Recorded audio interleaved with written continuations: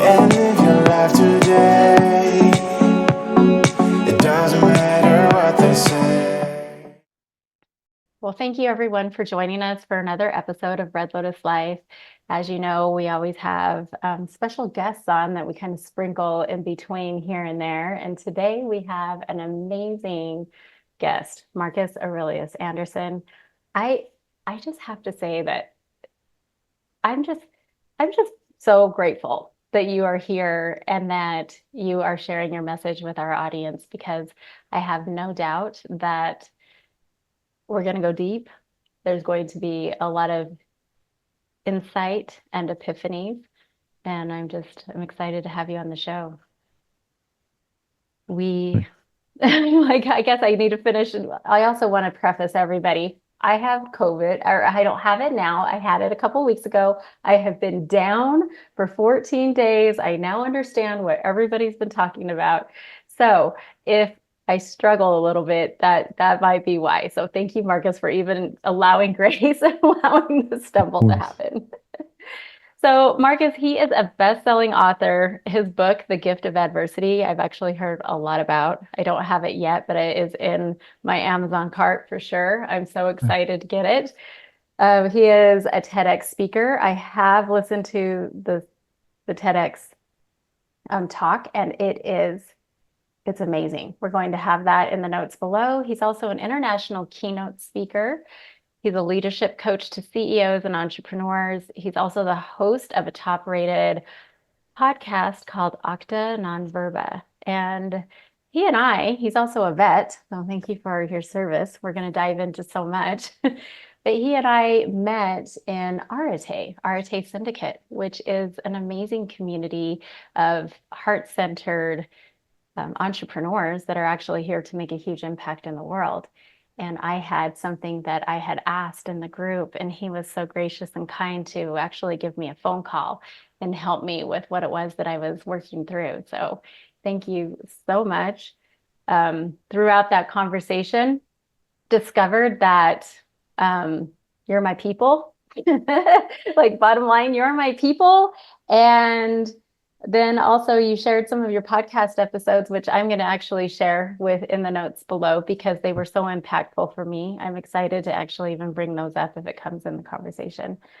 But anyway, just so grateful to have you here. You're such an amazing, heart-centered, grounded, and centered person. And I'm excited to talk with you today.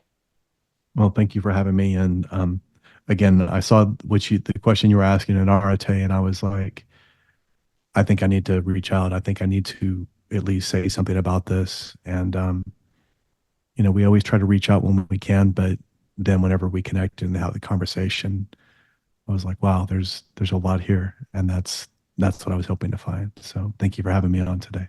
Yeah, well, thank you. So much gratitude for you and all that you are.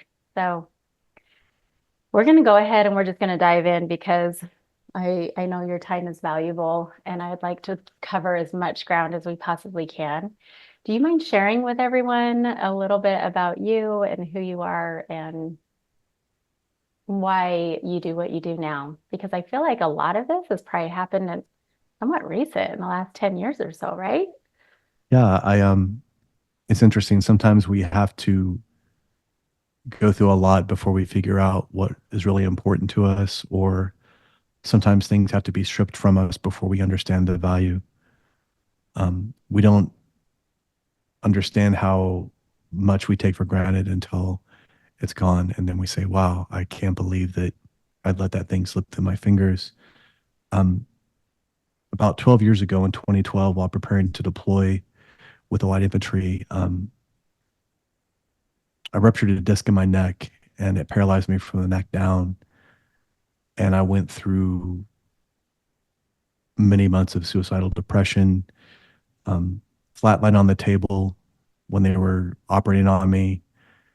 Woke up in the ICU and the doctors were essentially saying, the good news is you get to live to tell the tale. The bad news is this is what your life is. So I turned 40 years old in a bed, just like I say in the TEDx talk, broke, divorced, bedridden, paralyzed, trying to figure out what the hell do I do with my life now?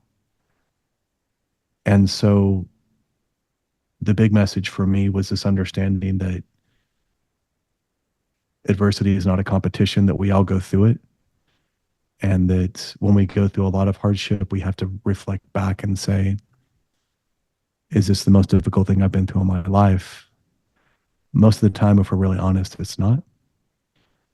And then if that's the case, then we have to be really honest and call ourselves on our own BS and say, so what am I doing? What dialogue, what narrative am I feeding myself?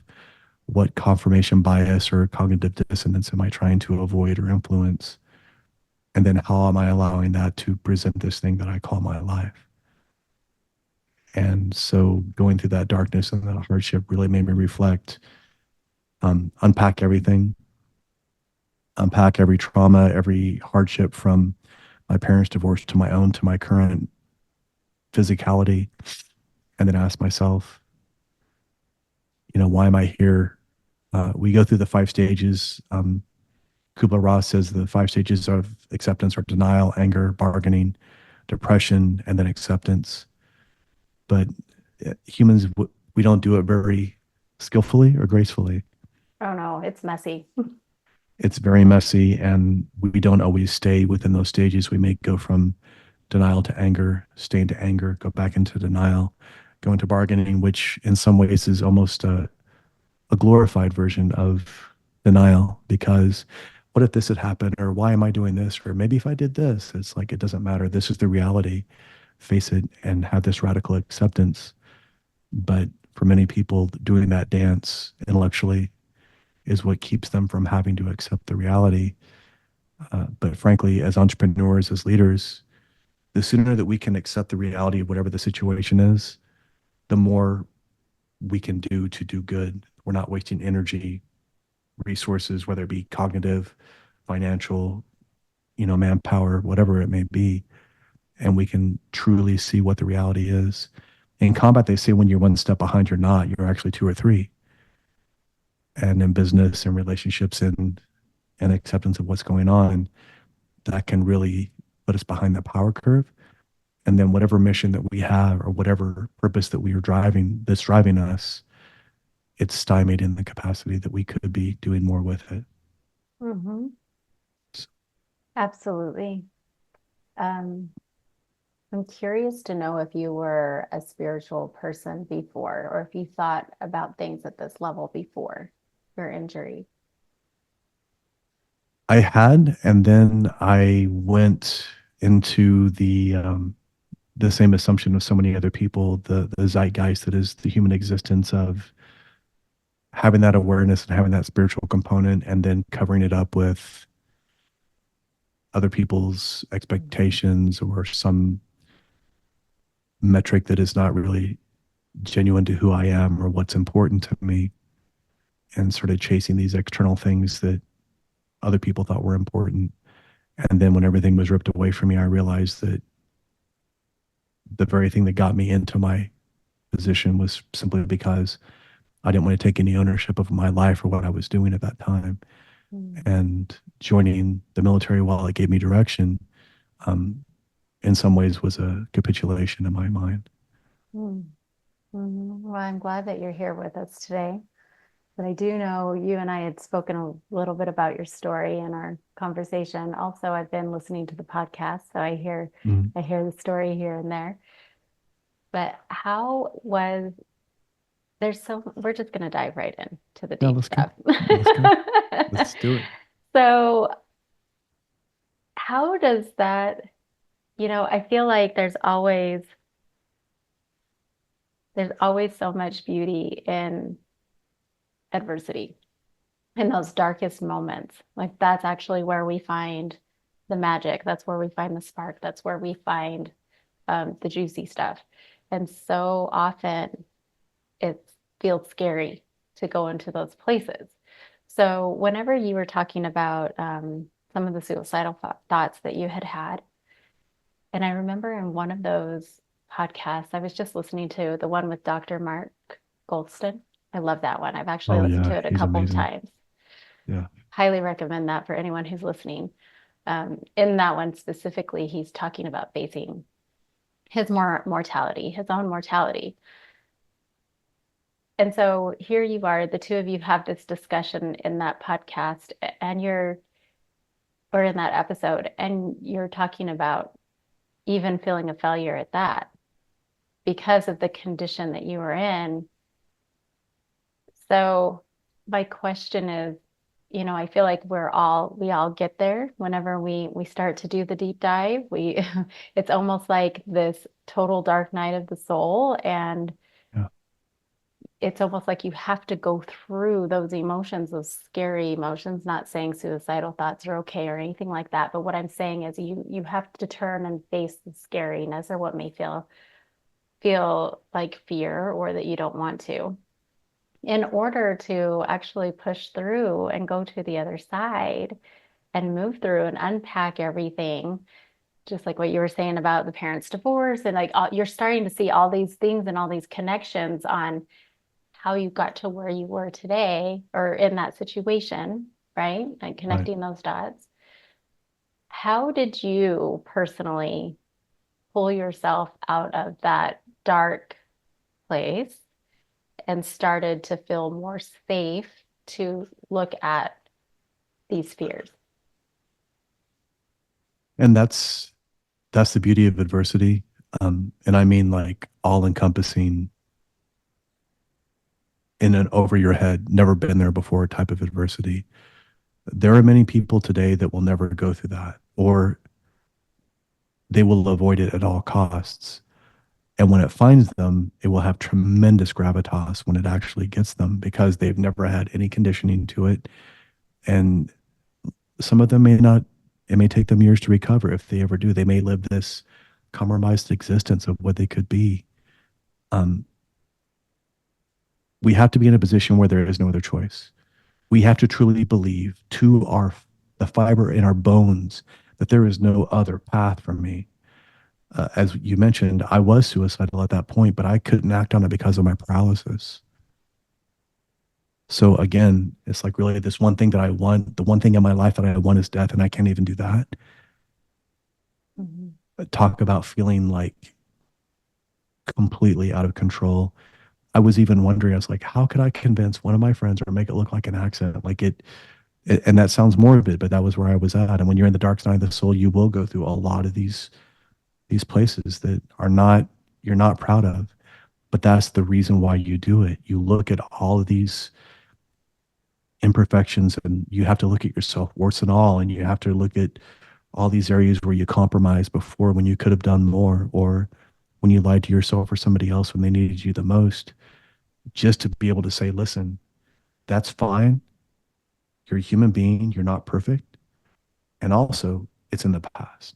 It's done. Mm-hmm. Me spending more energy thinking about those things, it doesn't help me at all. And now you were talking about how did I get to that place? There are some people that talk about prayer, they talk about mantras, they talk about positive mindset. I'll be very candid. None of that stuff worked for me. Didn't work for Uh, me either. I, I just had to say, I let go of all expectation. I let go of all desire. And that may sound very Zen or very Taoist or Stoic, as we were describing before. But the reality is, when you're to that place, when you've tried everything and you're tired of bullshitting yourself and lying to yourself and gaslighting yourself into fake gratitude or fake positivity, you eventually just stop. You just don't care any longer. This is where I am, man. Like, I'm tired of all this other window dress. Where am I? I'm in a bed, paralyzed from the neck down. I'm 40 years old, and I'm not dead yet. But in my mind, the next 40 years of my life might as well be as good as dead, because I can't take care of myself. All my independence is completely ripped from me. So what's that look like? Mm-hmm. And that's when you start thinking about the typical disgruntled old veteran that's impossible to be around and nobody wants to take care of him. And he just sort of lives this bitter existence until he expires. And I finally realized that I could do that, or I could choose to say, if this is what my life is, no matter how ugly, how imperfect, it's mine. How am I going to choose to move forward? Um, we can only control three things in our lives: our thoughts, our beliefs, and our actions, period. Literally everything else outside of those three things we cannot control. And at that point, I was having a hard time controlling my thoughts because I was like this anxiety ridden. This isn't fair. I'm a good person. Why is the universe or God doing this to me? The truth is, at the end of the day, the only meaning that adversity has is the meaning that you assign it, period. Mm-hmm. If I assign it to mean I'm a victim and this isn't fair, guess what? I'm going to be a victim and I'm going to be victimized by everything in my life. And I'm going to find every opportunity to be victimized by it. I'm going to be victimized by this person's political affiliation, by this person's freedom of speech or lack thereof, whatever it is. And that's not what I wanted to do.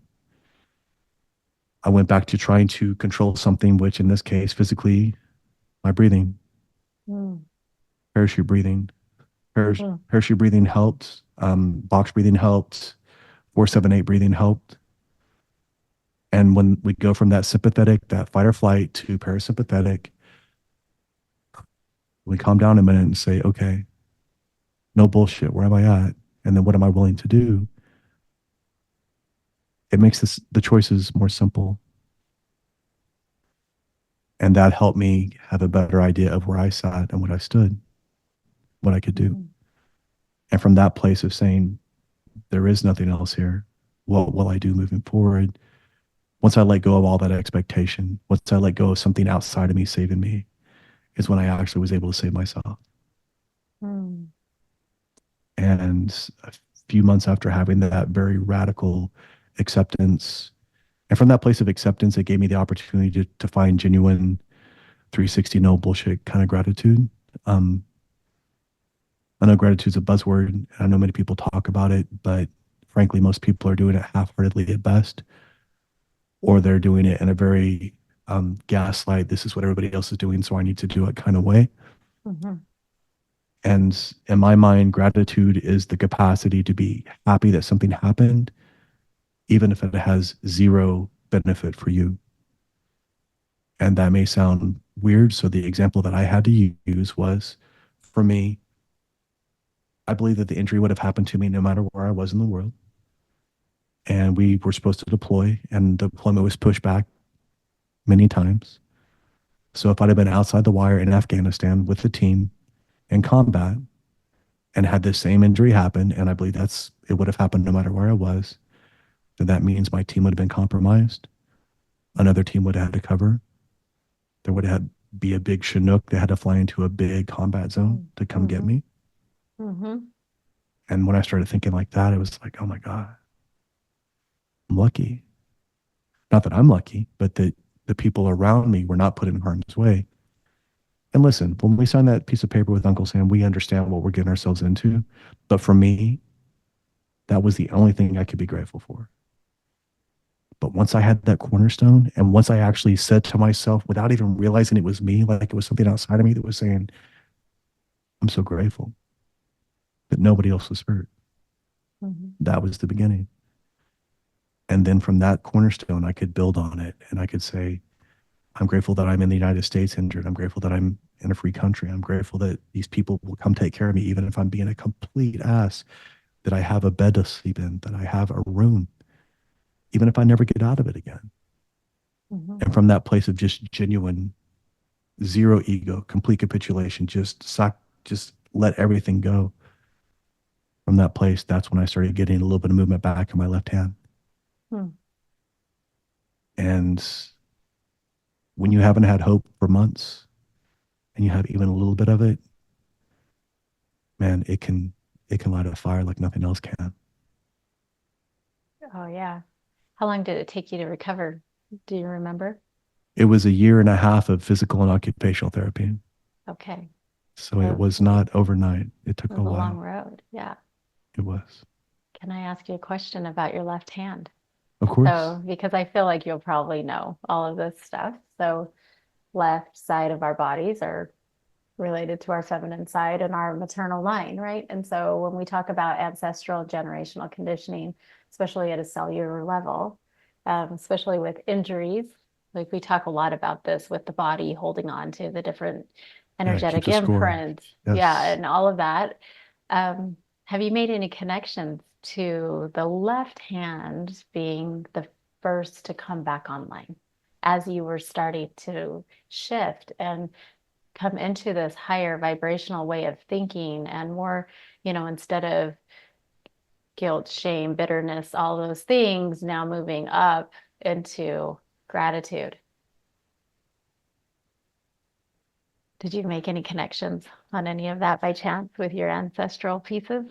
At first, it was confusing because I am right-handed, and you would think, oh, your right hand would get that back. But as you're describing, all those things from that other side really did sort of come to the forefront. And again, because I was really tapping into that aspect, I believe that that's why that happened the way it did, because it was my left hand and then my right foot. So there was it was a Oh, crossover component, right? yes. Very cool. So and again, the body does what the body does. Yeah. And so I just accepted it freely for what it was, because to me, any improvement was improvement. Anything was better than where I was at. Mm-hmm. And there was also a point, talk to Stephen Pressfield about this. He talks about resistance, correct? You're familiar with resistance? Mm-hmm. He capitalizes resistance, and that's why I capitalize adversity when I write, because of his influence. Oh, you And know what? I'm not familiar with that. Do you mind okay, sharing a little bit more? yeah. So Stephen Pressfield wrote a book called The War of Art, Okay. and Yeah. it's an incredible book about entrepreneurship. Well, I'm sorry, it's about creating anything, but it's anybody. He deems that resistance is this like force that tries to keep us mediocre. So Mm, anytime we're trying to do better, anytime we're trying to, lose weight or develop this nonprofit or whatever it is, that force that makes us capitulate, that makes us like procrastinate, that makes us like self-sabotage, yeah. even in relationships, Yep. he deems that force resistance. Okay. So he was saying that um, I had the honor of getting to have breakfast with him the last time I was in LA, and I'll get to see him the next time I'm out there again. But he was saying that because I took my eye off the ball with gratitude, I was grateful. I started to recover. And all of a sudden, I was like, see, I had that chip on my shoulder. I had that soldier's mentality of, see, I knew I could walk this off. They tell me I flatlined on the table twice. I should be able to walk this whole being paralyzed thing off. And the minute that I took my eye off the ball and started making it about me, I regressed. Mm, And all the progress I had made, I went back to square one. mhm. And he talks about that with resistance, how the minute that we take our eye off the ball of it, or the moment that we think that we're there, that's when we trip up. That's when we actually sabotage ourselves, whether it be intentional or not. And all of a sudden we go back to where we were. And in that place, we have to have the same amount of patience and the same amount of like commitment. And lots of times when we have to go back to where we were at the beginning again, we don't. Lots of times that's where we stay. And I went through the whole process again. And this is unfair. And what the hell? And I finally went back through the entire stage again. Now, it didn't take me 4 months to get there that time, luckily, but I still had to sacrifice all of my expectations, all my beliefs, all the things that I thought were supposed to happen, all the progress I should have made, where I ought to be. It doesn't matter Wow. what I believe. It doesn't matter what I think should happen. I have to respect what is actually happening now and then learn to maneuver around that. Musashi, the samurai, he said, the truth is what it is, and you either accept it entirely or you live a lie. And Mm, if you're listening to mhm. our voices right now, I hope you're not the kind of person that tries to continue to live this facade of a life. That's not what you're here for. You're here to make a difference. You're here to challenge yourself. And here's the thing, once you overcome those adversities in your own life, you will embolden everyone else around you to do the same thing. But if you're not willing to do that, or if you only do it when it's lip service or when it's easy, then you'll be like everyone else and you'll fall down the moment you hit any sort of real resistance or adversity in your life.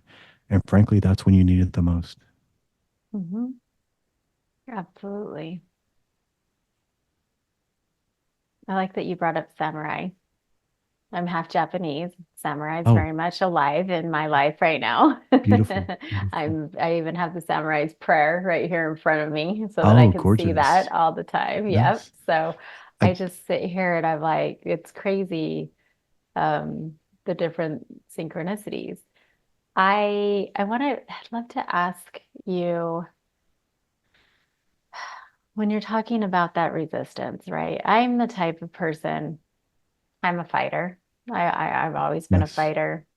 Even whenever I was in my experiences that were the hardest and most extreme and most violent and all of those things, um, I I never actually had that victim mentality. And I think a lot of it actually had to do with my Japanese background and the culture and everything else, the discipline and they, never let them see you break, that type of stuff. But there were times when I feel like it's important to look at that and feel that way for a minute, just to validate where you're at. Because I feel like the second that we're able to let go of any kind of like what you said, shame or not shame, but the expectations, right? Even Yes. expectation of self, and to be able to go, okay, I'm going to feel this for a minute. I'm Hmm. going to feel this and find out that that's also another place to be able to shift and feel empowered from, Absolutely. is in that space. And it's interesting because I've noticed there's people that are in survival mode. So a lot of our audience are survivors of abuse and human trafficking. So it's interesting when we are in that survival mode, it's like that's what we hold on to Yes. survive. And when you talked about going into that breath, you had said that was what you could control, right? Right. It's literally going back to the breath. How do you feel? I always like have to chuckle at myself whenever I am in a bit of adversity Mhm. because I do resist it. We all resist it. Yes, we do. I still do. I still do. Yeah, we all resist it until we realize, oh, we're resisting. All right, cool. I'm gonna let everything just fall away. And Yes. it's the simplicity of our lives when we let everything fall away, and it is that just simplistic moment of even Hmm. coming back to the breath because that's what the body needs. That's what the nervous system needs to just calm. Right. There's so many people in the world right now. I mean, we're just in weird times. I mean, let's Hmm. just be honest. We've had so much stuff go Oh on in the yeah, last for 4 sure. years right now. If you're listening to this in the way future, this was in 20, we're in 2024.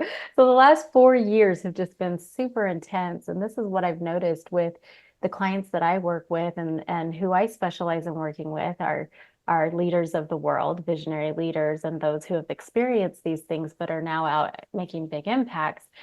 And it's like everyone is starting to feel that overwhelm and their bodies are starting to respond to that. You and I were talking about earlier, where there's a lot of people that are in leadership positions around the globe and have this big impact, but they are on the verge of what some would consider a psychotic break or something like that, just under the Mm. pressure. You are somebody that is so grounded. You're so centered in like, I love listening to your voice because even that alone is very calming and soothing. But how, what would be your greatest, I don't want to say greatest, what would be your advice to people who are feeling this way, that are in these high pressure positions and they're feeling as if they're holding on to that thread because that's what you had to go back to, right? Was that one thread. So Yeah. you're holding on to that. What would be your advice for people? And I know that everybody's situation is a little bit different, but you're talking about leaders that are under a tremendous amount of stress. The thing about stress is there's the perception of stress and then real stress, right? Hmm. And sometimes we build it up to be more than what it is. Um, but I ask leaders when they're saying, and again, like you said, these big leaders that have this huge company, this huge weight of the world on them, I ask them because they'll say, how do I keep going? Or I need to push more, but I don't know if I can do it. I ask them this question as a diagnostic and I say, are you doing it for the right reasons? Mm. And you smile because that immediately shines a light on, okay, am I doing this for something that's artificial perhaps? And if it is, then you understand why you feel this overwhelm, why you feel this neurological like overwhelm. Having said that, if we are doing something for the right reason, lots of times it helps us understand that, you know what, this is difficult, but in this moment, I can redouble my effort to get through this. And then when I'm beyond it, then I can cultivate empty space. Now I can give myself this time to come down. And now I can be wiser the next time I'm in a similar situation. What I always try to recommend is to be as present as you possibly can. Because if I can feel those things happening again, if I can feel that same sensation or that smell that's like, the last time I was in this place, this happened, or I found myself in this kind of position, and I don't want to be in that position again. Sometimes that's the true gift of adversity, is not putting ourselves in that same situation. We're not driving ourselves to that place again to where now I have no other choice and now I'm hanging off a ledge and I'm down to my last thread. If we're doing it for other people, lots of times we realize that we can endure even more than what we normally can. At the same time, we have to ask ourselves, am I doing it in a way that's sustainable or scalable? Mhm. And there's no shame in taking care of yourself. You don't have to build nobility around sacrificing yourself for everyone and being a martyr, because if that's what you're doing, you may think that that's what you're doing, but you're actually, it's a glorified victim mentality. Mhm. You're doing it to give yourself this pat on the back. And even if nobody else appreciates that I'm doing this, and that's ego. And that sounds very morbid and inverted, but that's the truth. Mhm. You have to be doing these things for other people, or whatever it is that you're doing, for something that you truly believe in, or to help these people that you truly believe in, period. If it's anything outside of that and you're hoping that somebody's going to give you that pat on the back or give you that recommendation, then you're actually doing it for your ego. So Mhm. ask yourself, am I doing this for the right reasons? If you are doing it for the right reasons, you will be able to double down and get through it. And if you're not, it'll become abundantly obvious and a lot of things will fall away. But most of those things that will fall away were illusion in the first place, so you lose nothing. So true. I'm somebody that very unconsciously was that martyr. Before I started doing this deep work, Yes. I was somebody that, oh yeah, I was the first person to give and I would give all of me. And then that bitterness would come in if I didn't have the gratitude, There like it the is. gratitude. And I didn't even realize that that's what was happening. So, the gratitude or appreciation or anything like that. So it was so unconscious, zero clue. And then to tag on to that, once we were given that gratitude, what would we do? You'd push it away, right? You wouldn't accept it Oh, yeah, yeah. To because that would receive allow you that. to continue that martyrdom, right? Hmm. Yeah. So again, it's a very egotistical Hmm. cycle if we look at it. But at the time, we don't feel like that. It's like, I'm busting my ass for these people. I'm doing this for all these people. And again, I see CEOs that are like, I'm, killing myself for my family and for my marriage. And then you look at them and you say, well, even when you have time to leave the business, you're staying there for 14 hours. And then when you get home, you have the audacity to be surprised when your spouse or when your kids think you're a stranger. It's like, of course, you enjoy that. So we have to look at what we value in one column and then look at our actions and say, where are these incongruent? Where am I lying to myself? Where am I telling a good story and not actually following through? That's where that octa nonverbal mentality comes in. I am octa nonverbal means actions, not words. And so in every aspect of our lives, people that say that they want to change their behavior, show me your actions. I want to lose weight, show me your actions. I want to get out of this relationship, show me your actions consistently. Show me what you're doing when the chips are down. Show me how you respond to adversity. Are you even aware of it? Or do you just turn a blind eye to it? Are you the person that has the fake gratitude that sits on their hands and says, well, my life's falling apart, but I'm grateful? It's like, no, you're bullshitting yourself. You're lying. Yeah. And that's the worst thing that we can do until we see the reality and look at all the stuff that we're afraid to look at. And here's the other thing, all the stuff that we think that we're putting in a varnish over, people see through it. Mhm. People can see it from a mile away. And the people that can see it from a mile away are the people that have either just gone through it or are still in it. So, Ed Milet says that the person that we are most qualified to help is the person that we used to be. Exactly. So if you don't think people see this and you're putting on this brave face, you couldn't be more wrong. So who are you really doing it for? And what are you hoping to accomplish with it? You would be better off just allowing that thing to fall away. You and I were discussing how to do the work that we're trying to do, and you're on this sort of this world stage and you have pressure on you. The reality is, and you might as well be who you are, because that mask will fall down anyway if you're trying to put on a facade or imitate something. So why not just be who the hell you are right now? Speak about what is true to you, what your message is, who you're trying to serve, irrespective of what other groups or social media channels may or may not be doing. That doesn't matter. That's not who we're doing it for. So dig deeply into who you are, find out what really matters to you. And if you're not sure what that is, find out what angers you. And that can usually be something that gives you a thread on which to pull and say, why does that make you so mad? Because of your experiences, because of what you've seen, because of what you've gone through. And now all of a sudden you had this very rich canvas, and you had this very robust capacity to get in there and see what really matters.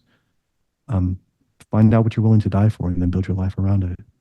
Yeah, And I most love people that. have no clue what that is. Well, I think, there's a lot of these, it kind of like, again, there's so many people throw these words around, right? A lot of this is like it feels like a lot of people are talking about these things. But I feel like when you go through adversity and you go to those depths, then you do start to actually tap into that sacred anger. That sacred rage is actually what I call it. The Yes. sacred rage, where it's not just um, irresponsible anger, it's not Right. just reactive anger. It's actually something that you hold dear to your heart, and it's like wielding the sword, but wielding it for others, Yes. right? And not for self, but for others. Do you mind sharing? I mean, there's so much actually that you just spoke about, but would you mind sharing that piece about, um, I don't even know if we mentioned it, but you do understand human trafficking and you raise money for human trafficking and everything like that. So can you Yeah. share with me? Because I don't remember how you got involved with that. Do you mind sharing S- what you do and how that happened? Sure. So in 2017, during my TEDx talk in Columbia, Missouri, I met a woman named Nanette Ward, and she is the founder and chair of the nonprofit, which is called Stop Human Trafficking Coalition of Central Missouri. And I got to see what she does. I got to see what she deals with. If she gets called at 2 o'clock in the morning and there's a person that's in danger, she drops everything she's doing to go. If she has a police escort, great. If she doesn't, great. This person's in danger. I'm going to do whatever I can to protect them. And she's been doing that for years now. And seeing how she runs it, um, she doesn't have a huge board or a huge chamber that is getting a lion's share of the money that comes in. Like, the bare minimum goes to keep them going, and the rest of it is going to getting this person a cell phone, getting this person their first month's rent, getting this person, skills, getting this person away, whatever it is. And when I saw what she was doing and how she did it, and I know that there are a lot of organizations and groups out there, but this is one that I actually know where every penny goes and what that means. And that's Mm, why, and I don't say that mean, but I know there are like a lot of veteran organizations, for example, right. where like Wounded Warrior, where about 5 to 10 cents for every dollar that comes Hmm. in actually goes to the veteran. Yeah. And that's heartbreaking to me. So, like you said, when I raise money for them, I raise money for them when I do the David Goggins 4x4x48 challenge, running 4 miles every 4 hours for 48 hours straight. And then Acta number matches the dollar amount that I raise. Mm, I recently did a keynote at for the chiropractic board of the National Board of Chiropractic Examiners, and I had a doctor that wrote me a check for that. He said, whatever that that group that you mentioned, he said, just give this to them. And so that's the goal, is like, I know where every penny of that goes to. And that's why I do it.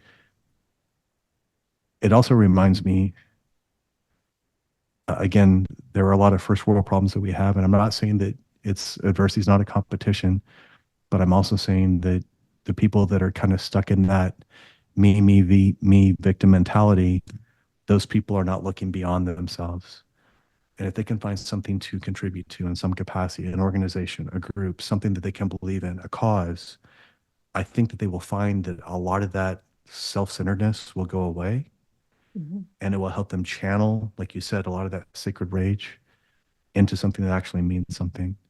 Mhm. We talk about that sword. To me, the sword is a weapon, but more importantly, it's a shield, and Mhm. that's what we're supposed to be doing with it. Do you have a moment? Yeah.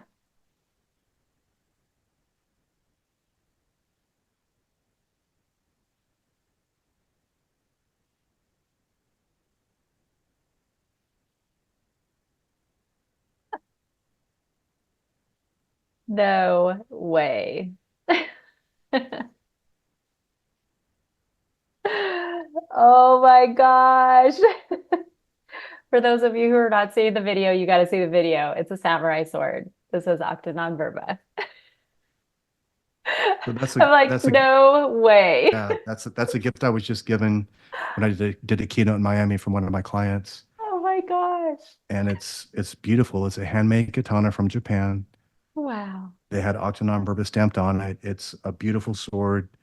I've been doing martial arts since I was 11, so yeah, it's incredible. And I've got a supposed to be having at some point something to display in the background here, but you were discussing the samurai spirit and this idea of that concept. The samurai's capacity for Beautiful. detachment was tremendous, because what were they doing before they would go on campaign? They would already have a burial ceremony in their mind. Yeah. They made sure that there were, the family was taken care of, that the heirs were there, that they had the war dogs. Everything was there to prepare to protect them, because in that moment they did not want any sort of hesitation. They had to have genuine mushin, genuine no-mindedness to be able to act as they needed to. And if they allowed emotion to get involved, that emotion assassinates the truth. It inhibits their capacity to do the right thing. And when you were trained in the martial components the way that you're supposed to be, that skill will take over and you will go into that automatic like response.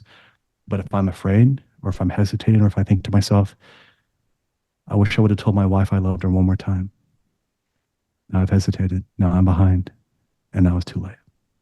Mm. So you mentioned it earlier and we brought it back. So I wanted to show you that. I thought you'd enjoy that immensely.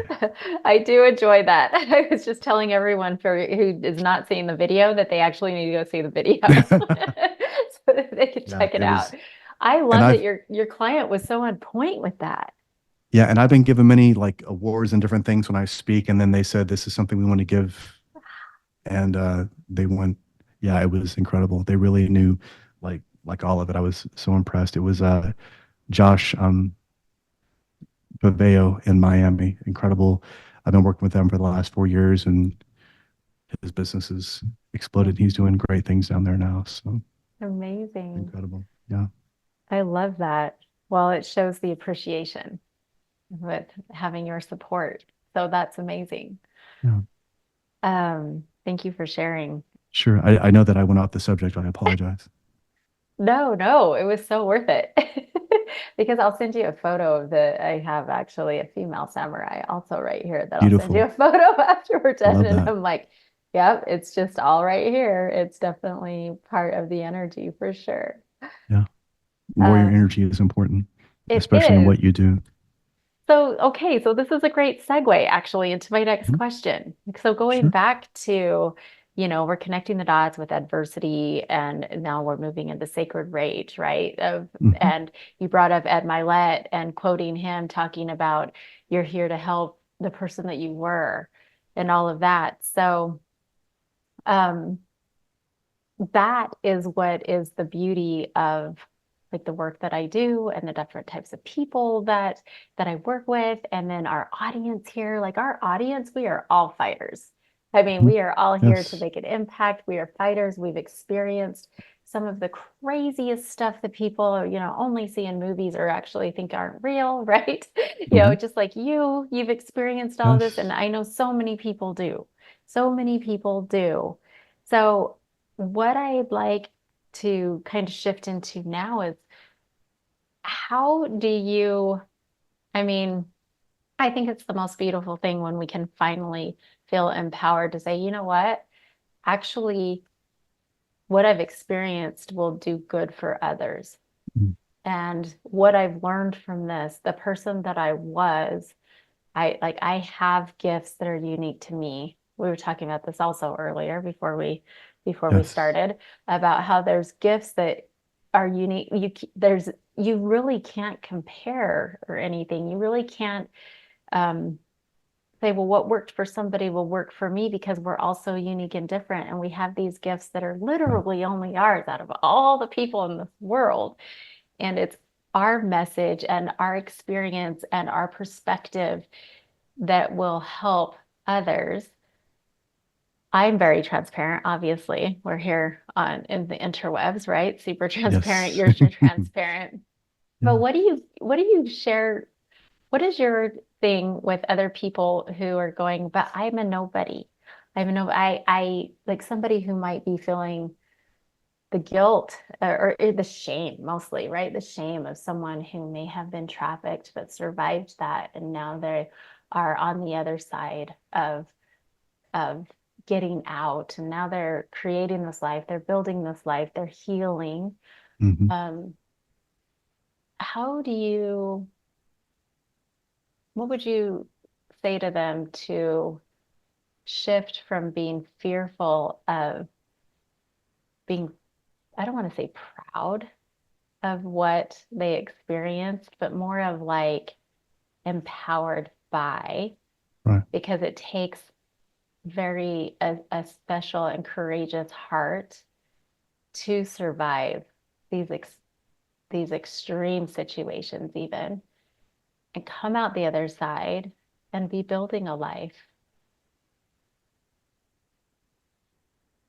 I would What do you say? I would say that like you say, if we say, "Oh, I need to be proud of what happened," I would not say think of it as a pride component, but I would say be boldly unashamed of what happened.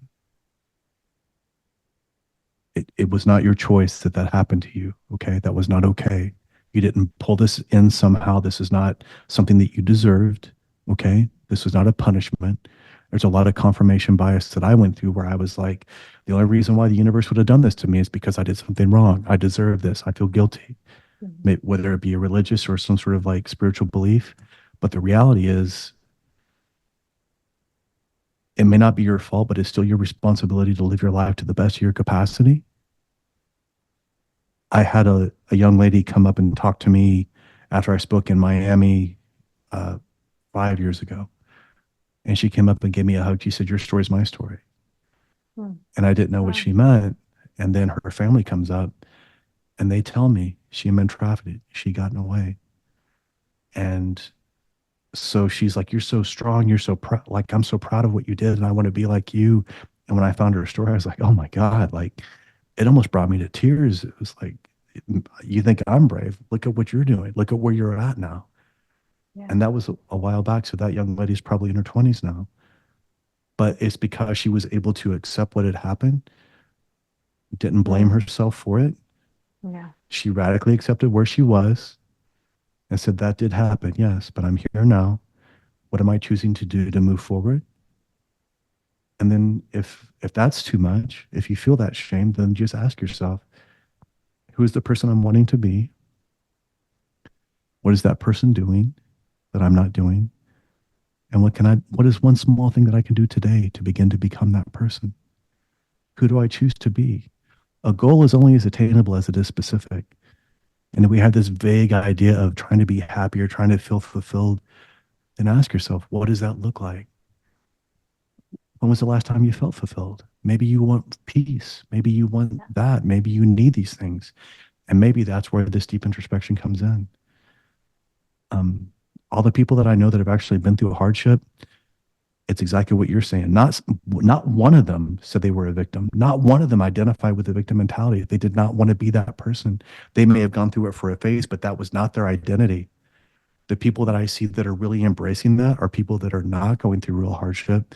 They're simply living in this world of mediocrity because they never had to be forced to do anything more than what they're doing right now. And they will just live this quiet life of desperation until they face something that forces them to do that.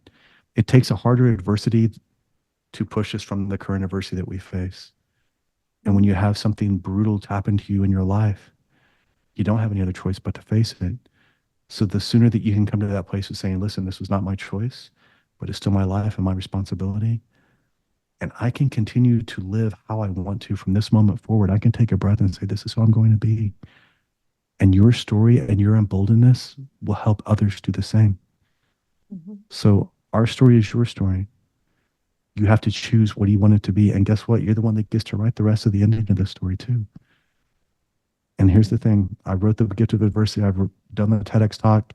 I still face adversity every day. It still knocks me on my ass. It does. But it doesn't stop me. And frankly, I still have neuropathy in my hands and my feet. I still have numbness. But that keeps me tethered to the thing, adversity, that allow me to become the man that you're speaking to today. So understand that it's not going to go away. Understand that it's not going to get easier. Understand that this is just the reality.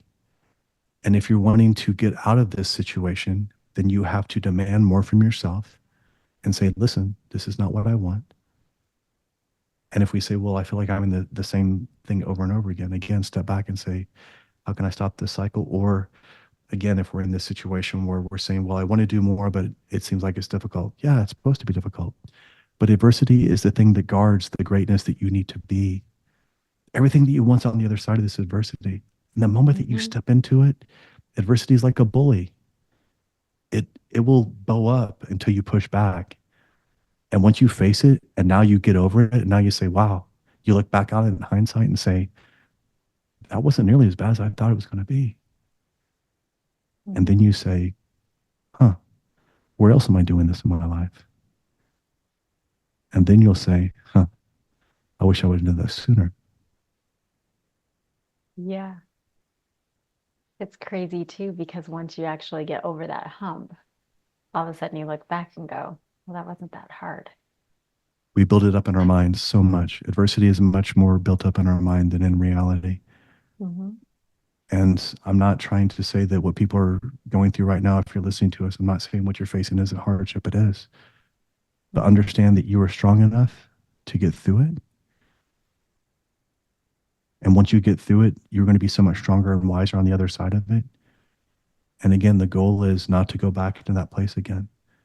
If you find yourself in that place again, be aware and hopefully get out of it sooner.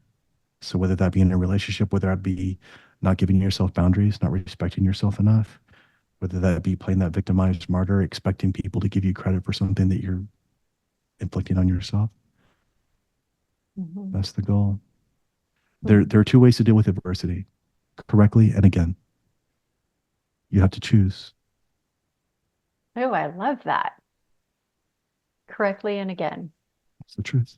Adversity will continue to give you the same lessons until you learn it. And even when you think you've learned it, when you try to cut corners on it, they'll come back and slap you and say, remember? You're like, yep, I remember. And then you get back to it again.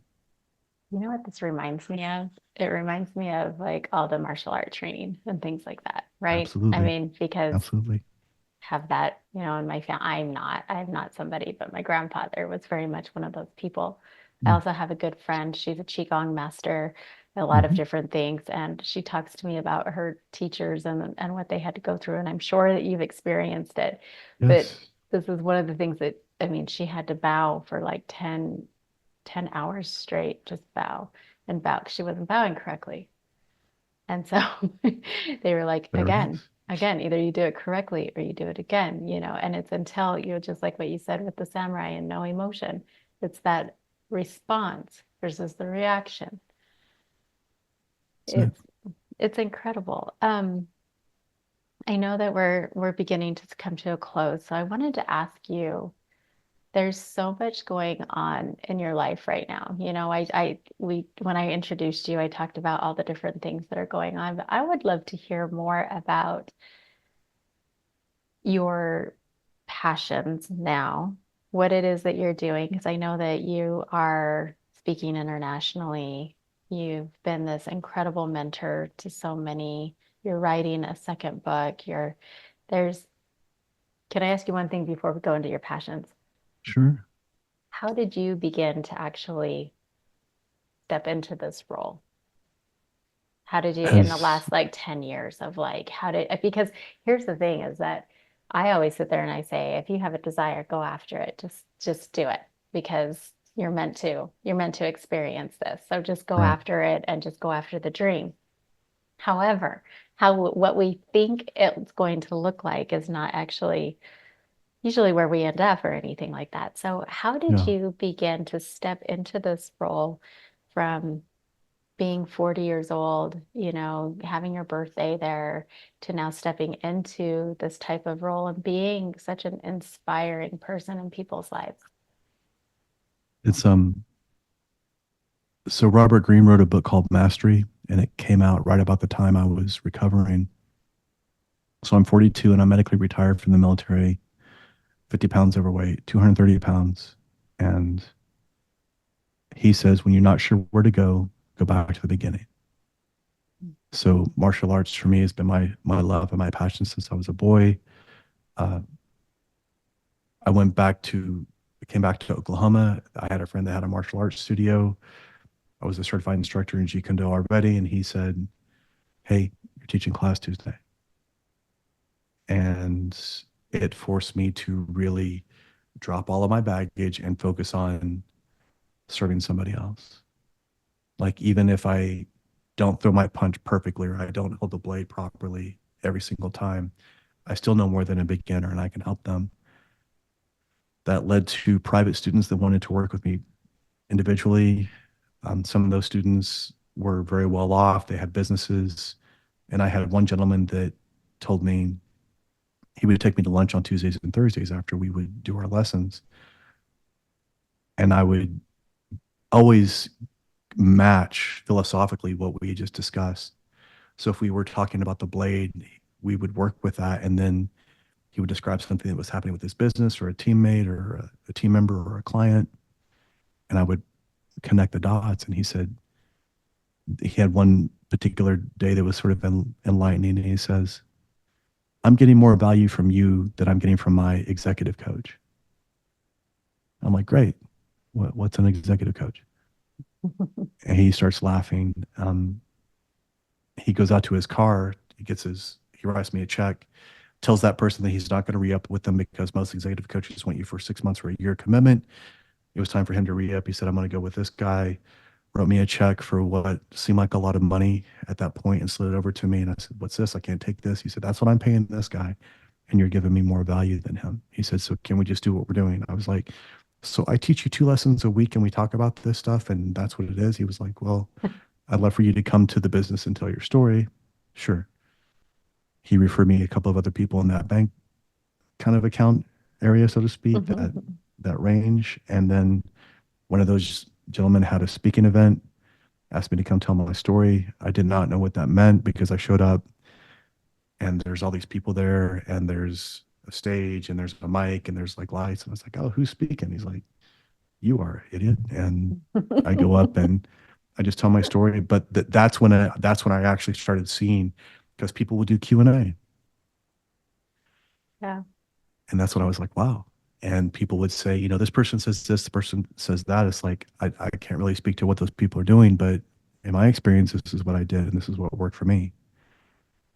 And coming from my experience and my value and my understanding of philosophy and martial arts and accepting reality, just like you said with martial arts, if my hands are up and I'm throwing my punches, I'm good. But if I'm dropping my hand and I throw my punch, now I'm going to get caught. So as an instructor, my goal is to make sure that the person's hands are up, and when they're not, I kind of gently, lightly touch them on the chin, but they're not listening. And now they're starting to get ahead of themselves. You catch them a little bit more just to keep them honest. And that's literally what I was doing with just this, because I was coming from this very detached perspective. It was very Mushin. I had no expectation other than just questioning them. And I would question their assumptions, their inner narrative, their own dialogue that they believe to be true. And the reality is, there's so much information that we have out there that's incomplete. And so we have to fill in that incomplete area with our own beliefs. But we are prejudiced by our prior experiences or our own thoughts of what this person may or may not be. And oftentimes it's not the truth. And oftentimes, if we can step back and just ask that person a very specific question without remorse, without anger, without expectation, lots of times it's not nearly what we think it is. It's maybe not always malicious. It's maybe not always this nefarious thing. Maybe they were just incompetent. Maybe they weren't paying attention. Maybe they had a low blood sugar. Maybe they were tired. Maybe they're having trouble at home. Mm-hmm. Maybe it's not about me. And all of a sudden, we start realizing, there's other elements. And then that led to a TEDx. I had a woman when I gave my second or third speaking engagement rather, older woman that was pacing at the back of the room. So she wants to talk to you, but she doesn't want to talk to you in front of everybody else, which is fine. And she said, I want to buy your book. Ma'am, I don't have a book. And she just read me the riot act and wagged her finger. And she's like, how dare you have a story like this and not have a book? I've read Stephen Pressfield and Robert Greene for most of my life. So in my mind, I think of the caliber of writers that they are. And I'm like, there's no way I could possibly write a book like that. But if you listen to your people in the universe enough, they will tell you exactly what they need, either directly or indirectly. And so, I guess I'm writing a book. And for me, it was great because I wrote down like 85 lessons and realized that I can't put a lot of that into a book, but it forced me to really complete the circle, like complete those cycles. Very cathartic, made me accept a lot of stuff because even though I was out and I was in the civilian sector, there was still a lot of me that still had a lot of unfinished business with these things. Mm-hmm. And then the more I did that work, again, remember how I said we can help the person that we used to be. All these incredibly successful people, you can see it if you've been through it, and you can see where they're at, and they can't. And that's incredibly valuable to them. And it doesn't mean that they have to be a multi-billion-dollar CEO. It means that they could be running a nonprofit and they're like burned out. Yep. And they need help. And if you're not sure what to do, help somebody that's doing something that you believe in. Just help them. What can I do? How can I support you? I don't have any money. That's fine. Do you have time? Can you volunteer? Can you do anything? There's got to be something you can do. We learn more from serving others than we do from serving ourselves. And when we step outside that, we start to realize how much of an impact that singular gesture can be, whether it be a kind word, buying somebody's groceries, buying them gas, holding the door, smiling. It's not hard.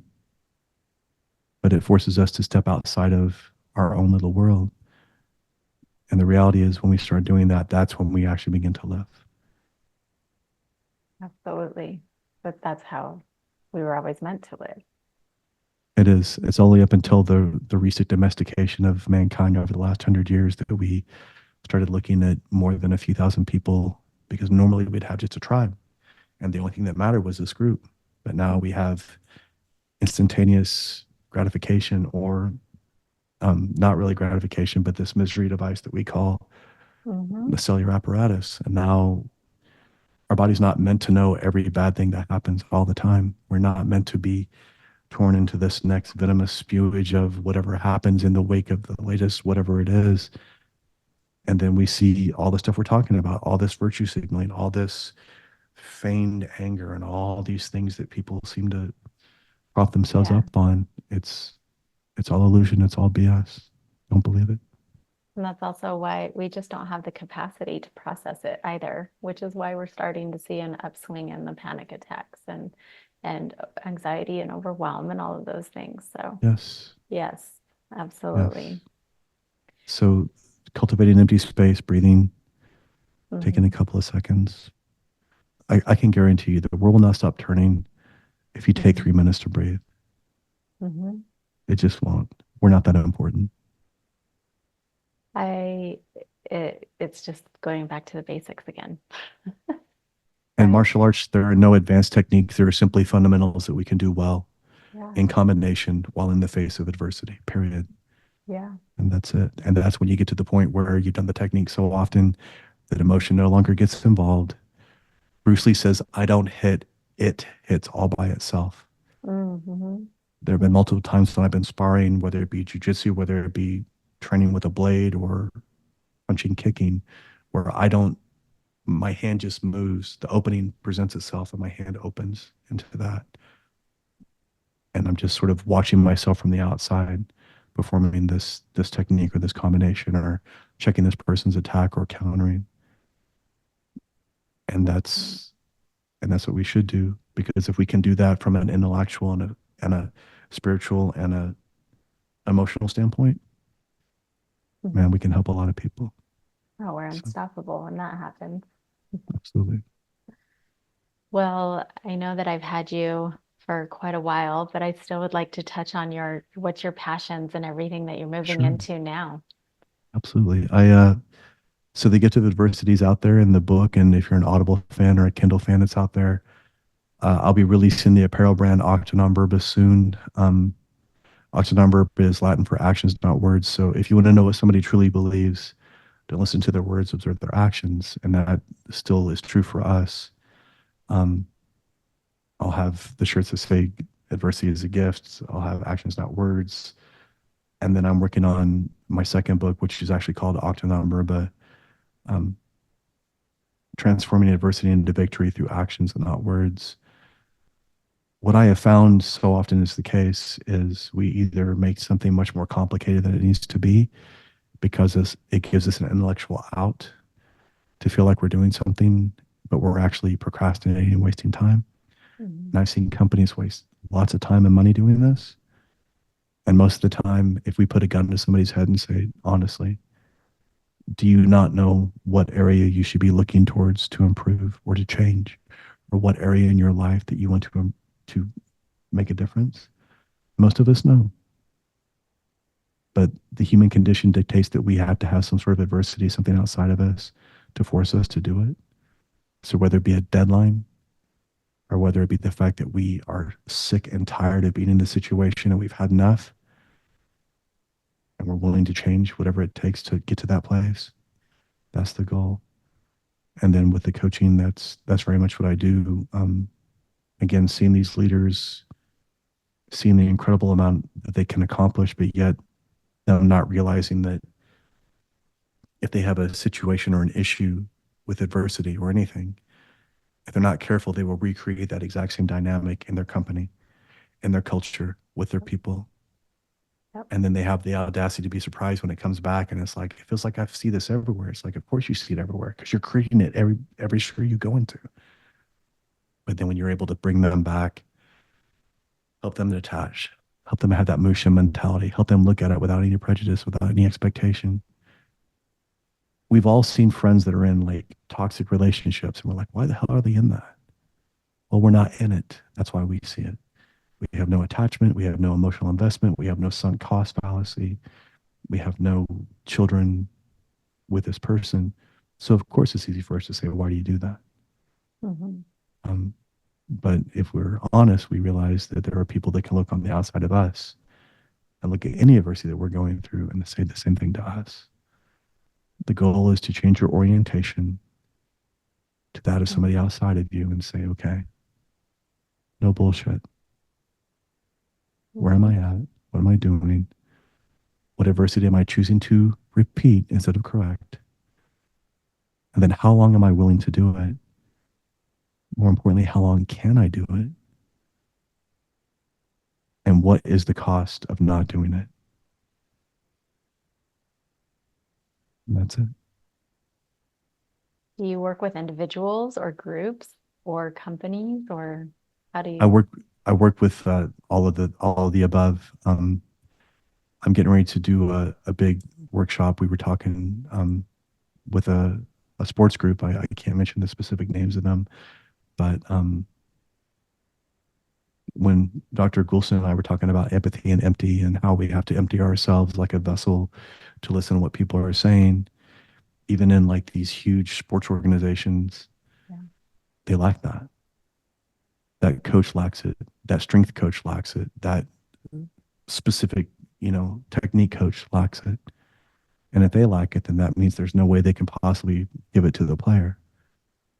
So when we look at those things and we create that connection and help everybody truly have that singular mission and vision and goal, whether it be a company, an organization, a team, whatever it is, it strips away a lot of the BS and it gets to the clarity of what's really going on.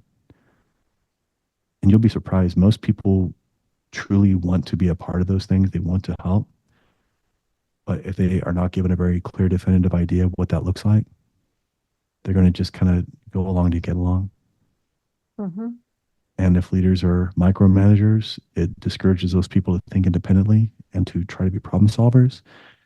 And if they are laissez-faire, they don't give enough direction, people will just kind of pass the time and get their paycheck. Mm-hmm. So again, it comes down to leading with actions and not words. Acta, Verba. Mm-hmm.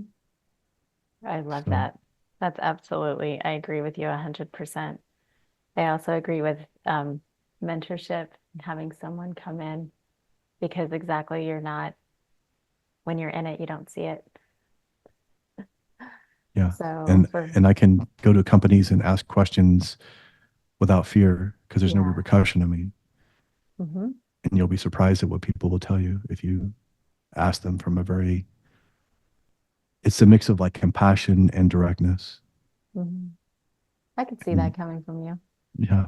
And that way they kind of, they're sort of put off by it, but yet they're still want to answer the question. That's what I was just going to say, but they're Right? still drawn to it because it's very Exactly. different. That's the goal. Yeah. If I'm just the guy that yells at people, it's like, that doesn't really help. And frankly, as a coach, there is a time that you have to be direct and escalate. But if that's all I got, then I'm a singular dimensional person and I can't help that person when that doesn't work any longer. I had to be multifaceted and I have to see through the stuff that they don't, or I have to call them other bullshit when they're trying to lie to me, or more importantly, when they're lying to themselves and then trying to tell me the same lie that works on them. I can't let them do that because that means I'm not doing my job. Mm-hmm. And if I was in their position, I would hope somebody wouldn't do that to me either. Mm-hmm. Exactly. Yeah. Well, this has been so incredible. Do you have a passion for the speaking as well? The keynote speaking? I do. I absolutely do. I'm pretty selective with the groups. Mhm. But if you would love to have me come speak at your event or your conference or whatever, reach out to me. MarcusAureliusAnderson.com. You can do an inquiry there with speaking, same with coaching or anything else. But with the speaking and the coaching, it's not a question of if you have the money, it's a question of are you a fit? Um, I've had people that are willing to pay me twice as much to do those things, but if they're not a fit, it's not going to help either one of us. So, And that's what I love about you because our values here are authenticity, trust, and freedom. there it is. And you are one of the most authentic people that I have met. And Thank you. I love that. Everything about you, you're such an open-hearted, heart-centered person that is just here to serve. I like that you say that it has to be a fit, right? Because otherwise, like it's just empty, or it's surface level, or whatever. It might impact, but also it has to be important and fulfilling for you too. So that's such an incredible example. I've, because of what happened to me when I was injured, I realized that I only have a certain amount of time Mm-hmm. and it gives me a focused urgency, but not like an artificial anxiety. Mm-hmm. So it makes it easy for me to know within man.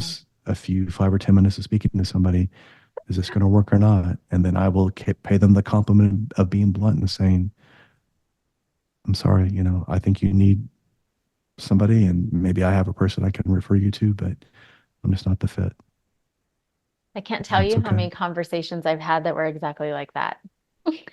And I think Yeah. that's why the episode that you have out where you're talking about the mortality, it was so profound and impactful to me because I feel the same way. I feel like that there's a focused urgency. And I also feel like that's why I want to empower people to go out and share their gifts, share their message, whether that's with the person next to you in line at the grocery store, or if that is in a very public way, whatever that is for you, whatever that looks like for you, to go out there and share your gifts because they are only yours to share. So That's it. And you were talking about Dr. Mark Goulston. As you and I know, that was his last interview ever. yeah, And so that's why, powerful. and that's why he was, and you hear me, like I'm raw and I'm exposed, and he's got 30 years of psychiatry. So he's like bringing it to me. And I just stayed there and I was organic and real with him. And that's what gave what were able to record. And I'm so grateful for that opportunity with him. It was such a real and authentic conversation Yeah. that I have literally, like, I've saved it and Oh, I've shared it with so many different people. And thank you. I myself have listened to it so many different times because I pick up something different every single time. Right. And it's beautiful because he was facing a big, was it a bone transfusion? No, bone marrow. It was a bone marrow transplant. And when he booked it, he said, "This is the last interview I'm doing before I do this." And he said, "They told me that there may be some cognitive effects." He said, "So don't bullshit me or waste my time on this interview." And I was like, "Absolutely, we'll go for it." And then so he had the transplant from his son, and the transplant went well, but he got an infection, and within 24 hours, he was gone. So it's again, it just shows you don't have time to waste doing Right. a bunch of superfluous stuff that doesn't mean anything to you. At the end of the day, is this something that's worth something to you? Is it going to make you feel better? Is it going to make the world better? If it's not, then let it go. Just let it go. It's okay. Not everything has to be a priority. If everything's a priority, then nothing's a priority. And you dictate what the priority is with your actions. Mhm. And that's it. Yeah. It was such a beautiful gift, and you could tell in the conversation. So I highly recommend it to anybody. Thank you. Thank you so much for being here. Thank you for having me. We will have all of the links and all the ways to be able to get in touch with Marcus. As you can tell, he's such an incredible person and somebody that if you're feeling called to work with him in any way or have him come speak or even just reading the book, I mean, check out the podcast. It's amazing as well. We'll have all of that into the show notes below. Please, if you have any questions, just reach out to us. And then if you would like to dive deeper, as always, you can join Sarah, Elizabeth, and I in Say Yes to Soul, where we are literally creating a life that we love because we also realize that time is limited and this life and our time here is so precious. So Yeah. thank you, Marcus. It's been a pleasure to have this conversation with you. And I hope you have an incredible evening. Where are you Yeah. in the world? Are you? I'm in Tulsa, Oklahoma. Yeah. Oh, okay. Yes. Have an incredible evening. Yeah, for sure. Thank you for having me. I've loved the conversation, and I hope all your listeners continue to support you on Patreon and everything else. The work that you're doing is so valuable and important. And everybody that's listening to us right now, like your voice and your actions matter. So keep supporting her and Lori. Thank you for all that you're doing. Mhm. Thank you so much. Okay. And live your life today.